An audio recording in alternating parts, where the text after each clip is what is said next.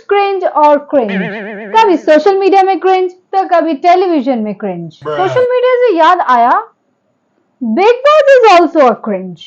लेकिन इस बार big boss देखने का भी मन कर रहा है, क्योंकि इस बार यूट्यूब के भाई लोग जो वहां है। पर क्या फायदा, बिग बॉस को तो यहाँ भी अपनी गंदी पॉलिटिक्स ही करनी है।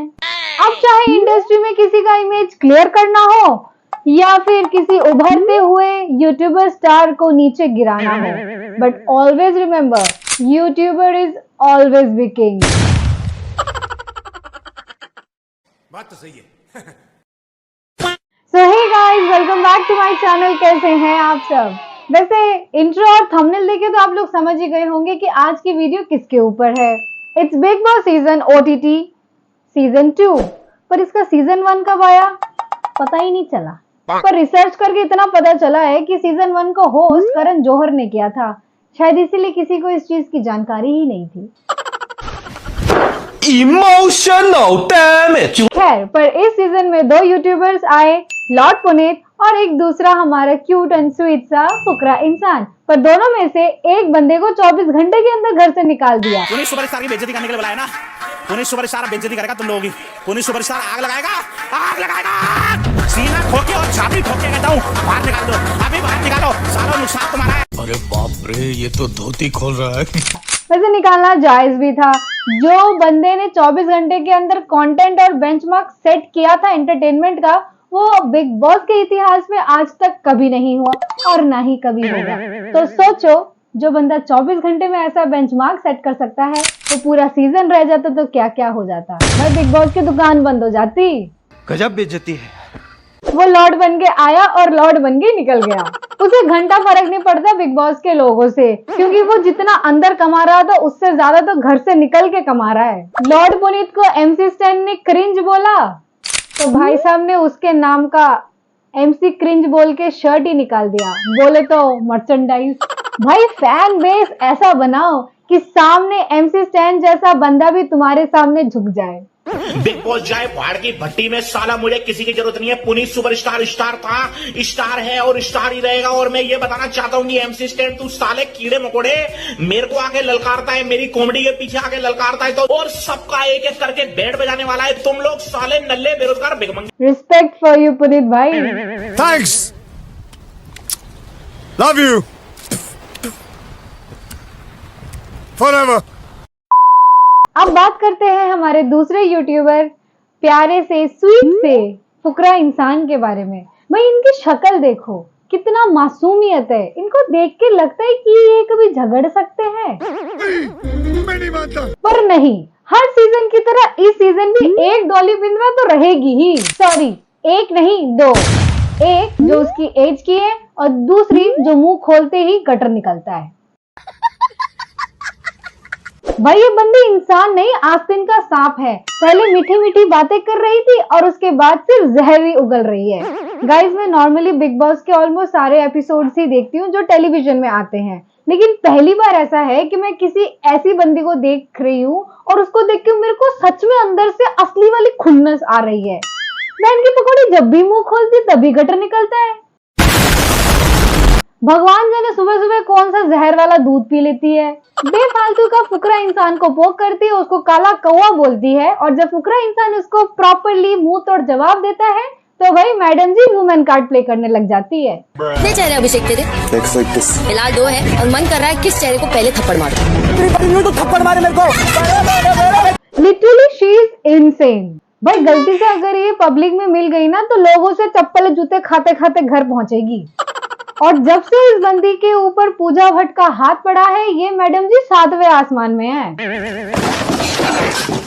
वेल, पूजा भट्ट, मुझे भी नहीं पता कि ये पूजा भट्ट है कौन, पर फिर बाद में रिसर्च करके पता चला कि ये आलिया भट्ट की सिस्टर और महेश भट्ट की बेटी है। और कैसे इन दोनों में इतना एज गैप है पता नहीं। साला ये सारा घपला इसी आदमी से शुरू हुआ है।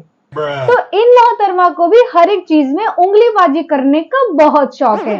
अब चाहे वो सैनिटरी नैपकिन का टॉपिक हो या फिर अपब्रिंगिंग। मैंने कोई मिस्टेक करी, मेरे को उसके लिए पनिशमेंट मिल गई। मैम फिर आप अपने आप पे ध्यान दीजिए। मेरे को आपको आप अपने आप पे ध्यान दीजिए। भाई जिस परवरिश की बात ये मोहतरमा कर रही है ना, इनकी परवरिश कैसी रही है वो तो सारी दुनिया जानती है। वो बात अलग है कि इनको समझ इनके रिंकल्स आने के बाद आई, पर फुकरा इंसान को समझ तो इनके आधे से आधे एज में ही आ गई थी। बात तो सही है।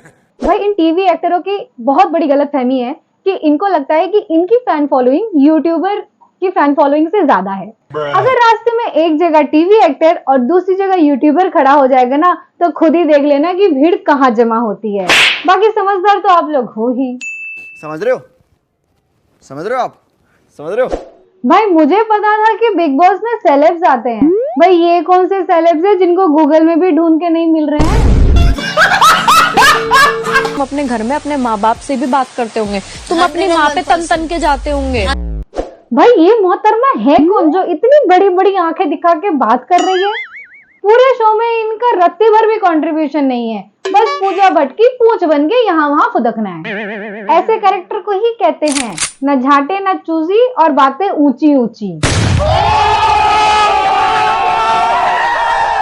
भाई पिछले साल बिग बॉस में अब्दुल रौजिक को लेके आए जिसको हिंदी समझ में नहीं आती थी। इस बार जाड हबीबी को लेके आए जिसको भी हिंदी समझ में नहीं आती। भाई इंडिया में ना बहुत छपरी है, किसी इंडियंस को लेके आ जाते। हर बार बाहर से छपरियों को इंपोर्ट करने की क्या जरूरत है? मैं नहीं बताऊंगा। फिर आती है हमारी मनीषा रानी। भाई I love the way she flirt with Z. पर जो भी बोलो, बंदी तो अच्छी है। इनफैक्ट बेबिका की तरह स्टोन हार्टेड और गटर मुंह वाली तो नहीं है। And the best thing is कि वो अब बेबिका के साथ नहीं, फुकरा इंसान के साथ अपनी बॉन्डिंग बना रही है। को बर्दाश्त नहीं हो रहा था, तेरे को इतना बोल रहा था इसलिए बोल रहा था। बोलना है, बोलना है, नहीं, चिल्ला मत। हाँ, सुन मेरी बात। अब तेरे को कोई बोलेगा फाड़ देंगे, तो पहले ही बोले। भाई कभी कभी तो मेरे को लगता है कि बेबिका अभिषेक के पीछे सिर्फ फुटेज के लिए लगी पड़ी रहती है और सुबह शाम दोपहर रात हमेशा फुकरा इंसान की बैग बिचिंग करती रहती है। आफ्टर ऑल कोई कंटेंट भी तो नहीं है उसका। पर बेटा जितना भी पीछे पड़ लो कोई फायदा नहीं है, विनर की ट्रॉफी तो फुकरा इंसान को ही उठानी है। वेल आप क्या सोचते हो कमेंट सेक्शन में जरूर बताना। ओके। ये भाई साहब है साइरस जी, जिनको हाइजीन कतई पसंद नहीं है। पिछले 2 हफ्ते से एक ही टी शर्ट और कच्छा पहन के घूमे जा रहे हैं।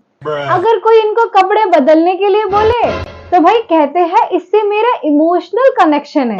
क्या बोला तूने?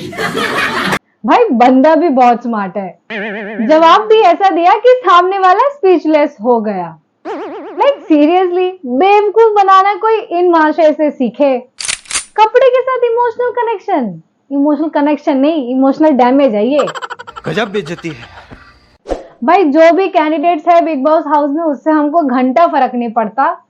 हम तो देख रहे थे पुनीत सुपरस्टार और फुकरा इंसान के लिए। अब पुनीत के जाने के बाद आई एम वॉचिंग फॉर फुकरा इंसान एंड फॉर मनीषा रानी। और अब इन दोनों में बॉन्डिंग भी हो रही है तो देखने में भी मजा आ रहा है। और ऐसी ही तो जोड़ी चाहिए, एक जो बेखौफ और दूसरा जो है बहुत ही चुलबुली।